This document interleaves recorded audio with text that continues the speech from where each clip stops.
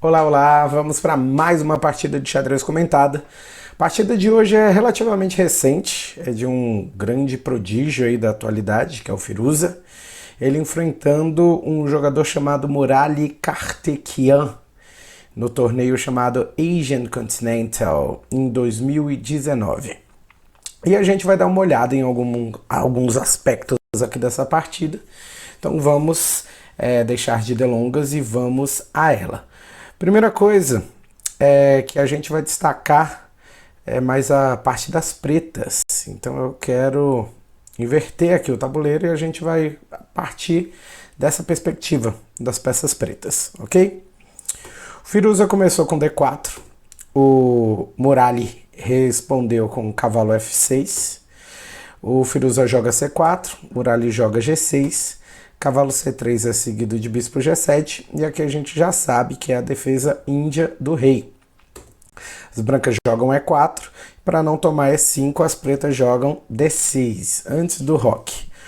Depois de H3, que H3 é uma ideia parecida com a ideia de F3, né? Por mais que essa jogada pareça um pouco estranha aqui, né? A gente não comentou a respeito dela, mas é uma jogada comum. Roque, né, para as pretas, e as brancas jogam como um bispo E3. E agora a gente precisa fazer alguma quebra aqui, né? A quebra escolhida pelo Murali foi C5. A gente podia ter jogado E5 também, as duas jogadas são bem interessantes aqui nesse momento. E agora as brancas elas precisam tomar uma decisão. Elas podem jogar D toma C5, elas podem jogar cavalo de G2, ou elas podem jogar cavalo F3. Se peão toma C5, eu tenho duas opções aqui. Tomar com o peão de D em C5 não é uma opção tão interessante, porque cai o peão imediatamente e eu vou ter que lutar aqui para recuperá-lo. Se eu jogo dama 5, é a melhor jogada dessa posição para as pretas. Dama 5 pode ser respondido com dama D2 ou com peão de C toma D, toma D6. Se dama D2, a gente pode jogar o peão de D toma C e recupera de uma maneira mais simples, né? Aqui o peão. Agora, se ele joga C toma D6, a gente vai jogar cavalo toma E4. Essa jogada aqui ela é muito importante para essa posição e é muito importante lembrar dessa jogada aqui. Por que a gente joga cavalo toma E4? Porque o cavalo ali de C3 ele está cravado, né? Por conta da nossa dama quando ela foi jogada em A5. Então ele não pode fazer nada agora. A gente recupera o peão. Se peão toma, torre em E8 resolve todos os nossos problemas. A gente percebe que o cavalo está caindo em C3, que esse peão de E7 também está caindo, e a posição para as pretas está bastante confortável, até porque a gente termina ganhando mais um peão, atacando a torre dele. Enfim, esse bispo aqui em G7 está poderosíssimo, né? Então a gente tem um ataque bem interessante para as peças pretas aqui. Agora, beleza. Se ele joga diferente, né? Que aqui ele pode jogar diferente, ele pode jogar também cavalo de G2. A gente joga dama 5 do mesmo jeito. Cavalo C1 é um movimento comum aí para tentar ganhar um tempo em cima da nossa dama. E agora peão de C toma D4. Quando o peão de C toma D4, o cavalo pode jogar em B3 direto, porque ele ataca a nossa dama e ataca o peão que está dando quase que um garfo ali, né, entre as duas peças centrais das brancas. E a gente agora tem que decidir entre duas jogadas interessantes. Primeiro, dama D8 é a jogada mais comum aqui. Só que também existe a opção de dama toma C3 e exclama.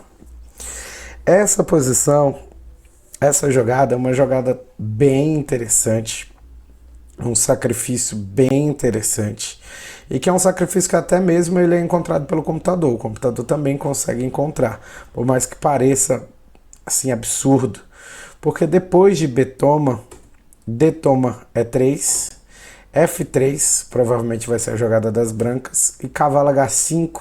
A gente tem uma entrada de peças pretas aqui muito, muito, muito interessante. Quando a gente joga cavalo em H5, o bispo já está entrando ali ameaçando C3.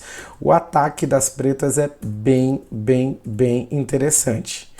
Se você joga, por exemplo, dama D8, né? O cavalo toma, é uma posição jogável aqui para as peças pretas, né? Mas não fica muito bem o plano do que é a Índia do rei. Ele foge um pouco do que é o que gostaria de ser jogado. Então, às vezes, treinar esse tipo de posição aqui, ó, tentando arrematar de pretas, pode ser mais interessante. E é isso que a gente vai ver nessa partida aqui, vocês vão ver. Ele foi jogado cavalo F3 e depois de dama 5, cavalo D2. Depois de cavalo D2, peão de C toma D4, cavalo B3 atacando a dama e dama toma C3. O Murali fez isso no jogo contra o Firuza mesmo. Peão toma dama, peão toma bispo em E3, F3 foi a jogada das brancas, cavalo H5 liberando o bispo e agora começa o ataque avassalador das pretas. Dama tenta segurar em C1, bispo em H6, G4 atacando o cavalo, cavalo F4, o rei sai, né? Quando o rei sai, cavalo E6, rei para C2, cavalo C6 e as peças pretas estão muito ativas. H4, segue com BF4, dama D1, cavalo E5, cavalo C1, bispo D7, A4, torre de AC8, cavalo E2, bispo H6, não quero trocar nada aqui agora, G5, bispo G7, retorna, bispo H3, cavalo toma F3, dama D3, cavalo E5, dama toma E3, cavalo toma C4, e a gente vê que, né, o ataque das pretas continua muito forte. Dama F2, torre C5, torre de H vem para B1, bispo C6, né? Interessante esse bispo aqui também, já para tentar tocar no peão ali de E4, ou na casa E4. Bispo G2 protege, F5, ele toma en passant, né? Bispo toma F6, torre F1, bispo toma C3 e o ataque das pretas continua. Ele tenta devolver aqui, né, uma qualidade para ver se volta o jogo.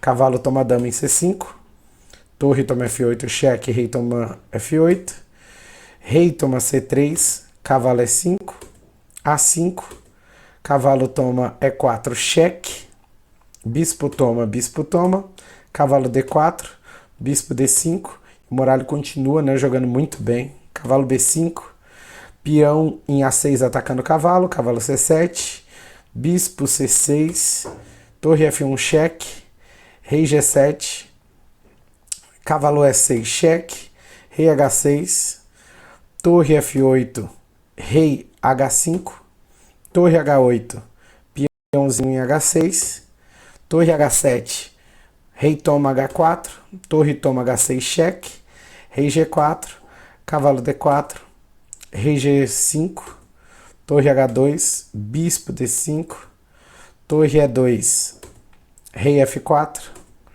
torre F2, cavalo F3 defende, torre E2, E5, e os peões continuam subindo, cavalo C2, bispo E4, cavalo E3, D5, rei B4, cavalo D4, tocando na torre, torre E1, rei F3 e o Firuza desiste nesse momento.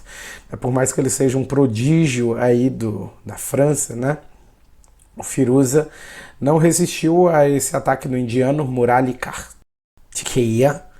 E aí o resultado dessa partida foi vitória das pretas. Nesse momento as brancas abandonam, né, justamente por ver que a posição está completamente insustentável. Foi um jogo bem interessante, principalmente para a gente ver essa ideia possível também desse sacrifício de dama. Vocês acham que vocês conseguiriam arrematar essa partida e ganhar essa partida mesmo depois do sacrifício de dama? É um exercício interessante para ser feito. A gente se vê na nossa próxima aula de xadrez. Tamo junto. Tchau, tchau.